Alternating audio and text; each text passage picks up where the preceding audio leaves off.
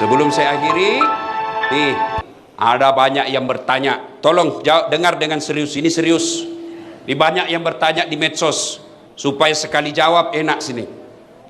Ustadz, bagaimana pendapat Ustadz tentang penutupan masjid selama PPKM di Jakarta? Satu, saya pengikut fatwa Majelis Ulama, bukan pribadi. Ustadz manapun saya lebih memilih Ustadz Majelis Ulama, bukan pribadinya. Namanya majelis, kumpulan orang-orang hebat di dalam Majelis Ulama. Di majelis itu ada ahli fikih, ada ahli sejarah, ada ahli bahasa, ada ahli filsafat, ada ahli sosial. Semua berkumpul, bermusyawarah dan memutuskan rumah ibadah di PPKM untuk sementara dianjurkan untuk tidak datang ke masjid. Tapi di Jakarta, bukan di Pindrang. Tidak semua masjid di Indonesia ditutup, khusus Jakarta. Kenapa Jakarta? Terlalu banyak korban COVID. Maka Majelis Ulama menganjurkan untuk sementara beribadah di rumah. Tuh. Yang kedua, berkait ini. Bertanya, kenapa masjid ditutup, pasar dibuka? Ya kan biasa kita bertanya begitu toh? Paham ima deceng. Paham dengan baik. Semua fungsi-fungsi masjid boleh dipindahkan dan dilakukan di rumah. Saya ulang, semua fungsi-fungsi masjid boleh dipindah ke rumah dan dilaksanakan di rumah. Apa maksudnya? Sholat berjamaah boleh di rumah, berdoa boleh di rumah, ngaji boleh di rumah, zikir boleh di rumah. Tapi fungsi-fungsi pasar tidak bisa kau pindahkan ke rumah. Mau beli beras, tidak ada beras, beli kau di rumahmu. Cocok kok pak belu berat kok. Habis gas, mau masak kebutuhan pokok, tidak ada. Kalau tutup semua, di mana ki beli? Dan tidak semua juga pasar dibuka, hanya pasar-pasar tertentu. Yang ketiga, Bapak Ibu saudara-saudara sekalian, bijaksana dalam menerima pesan-pesan media sosial. Karena ada pesan media sosial yang sentimen memang di-share saja yang benci-benci. Habis energi, habis tenaga hanya untuk berdebat. Yang keempat, kita berpesan kepada pemerintah untuk lebih serius lagi menangani COVID ini.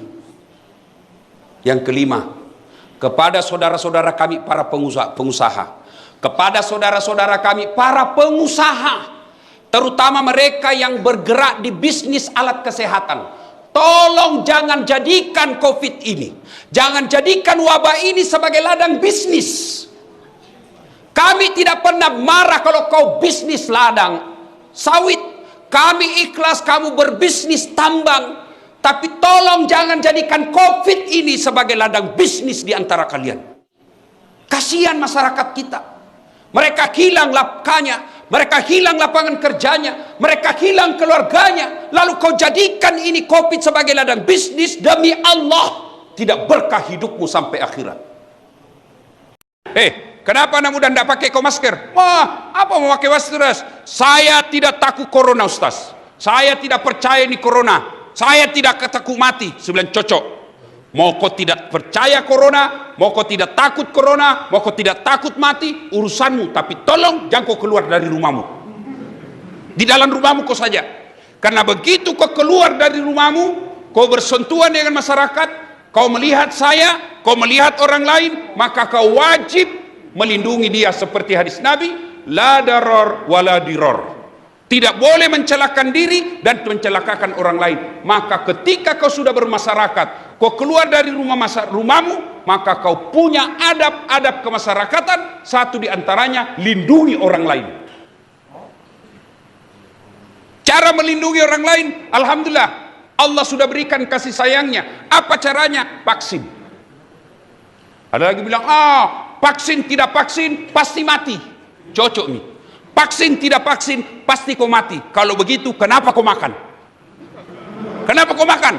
Makan tidak makan pasti mati. Kenapa kau makan? Jangko ketawa, serius kayak ini. Apa?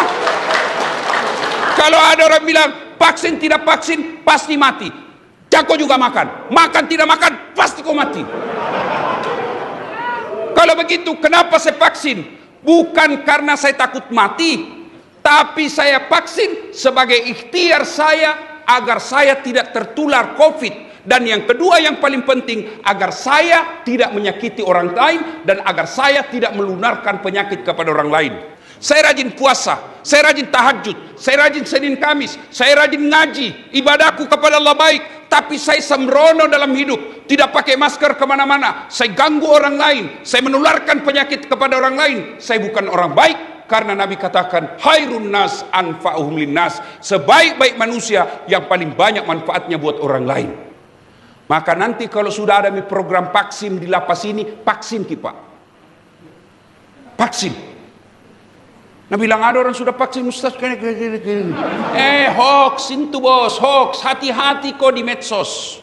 Tidak semua itu berita baik. Baru-baru kita dengar itu, kita lihat viral.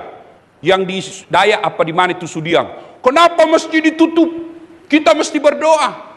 Kan itu ditulis di depannya. Setelah diklarifikasi, memang itu masjid ditutup dari pintu depan. Karena kalau dibuka dari pintu depan, dia tidak tahu siapa ini yang masuk. Gasing ke ada OTG. Orang yang punya COVID tapi tidak kelihatan. Tapi dibuka dari pintu belakang untuk dari kompleks. Maka itu masjid tetap sholat Jumat, tetap sholat berjamaah, tetapi dengan protap. Ditutup dari depan. Kenapa? Karena tidak ditahu kalau masyarakat umum siapa. Dan seluruh kita ini orang Indonesia, ada lagi yang berpikir, kenapa di Eropa orang nonton bola tidak pakai masker? Kenapa di Amerika bebas orang tidak pakai dilihat masker? Begini bos, mereka Amerika dan Eropa sudah terbentuk yang namanya herd community. Apa itu artinya? Kekebalan bersama. Kenapa dia kekebalan bersama? Karena 80% masyarakatnya sudah vaksin. Kalau kita masih banyak kepala batu. Dia yang takut suntik, akhirnya mempengaruhi orang. Sebenarnya banyak orang tidak mau vaksin bukan karena tidak percaya vaksin, karena takut dari suntik. Maka mempengaruhi orang. Kalau kau tidak mau vaksin, kau tidak percaya COVID, boleh, itu hakmu, dilindungi undang-undang, tapi jangan kau keluar rumahmu. Karena kalau kau keluar dari rumahmu, kau berhubungan dengan hukum orang lain.